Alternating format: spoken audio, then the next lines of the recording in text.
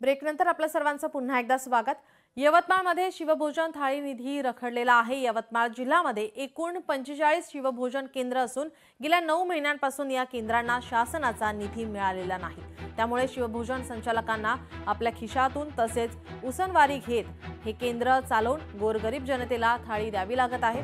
या संदर्भात शिवभोजन थाळी केंद्र संचालकांशी बातचीत केली आहे आमचे प्रतिनिधी संजय राठोड यांनी।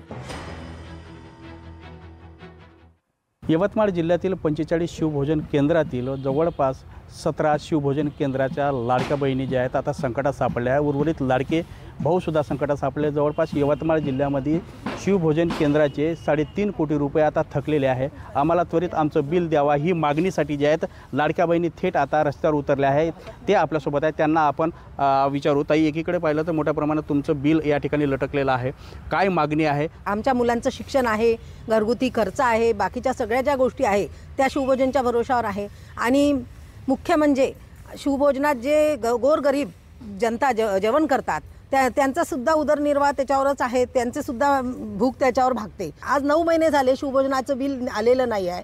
या 9 महिन्यात आम्ही जे कर्जबाजारी होऊन जे शिवभोजन चालवत आहे आणि गोरगरिबांना आम्ही जे व्यवस्था करून देत आहे जेवणाची, तर या सरकारने त्याच्याकडे लक्ष द्यावं।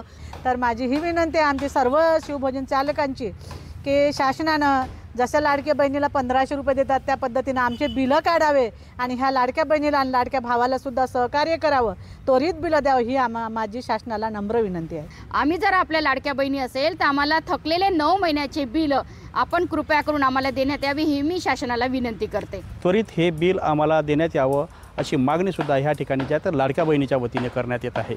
संजय राठोड, लोकशाही मराठी, यवतमाळ। लोकशाही मराठी, ऐका, पहा, जागरूक रहा।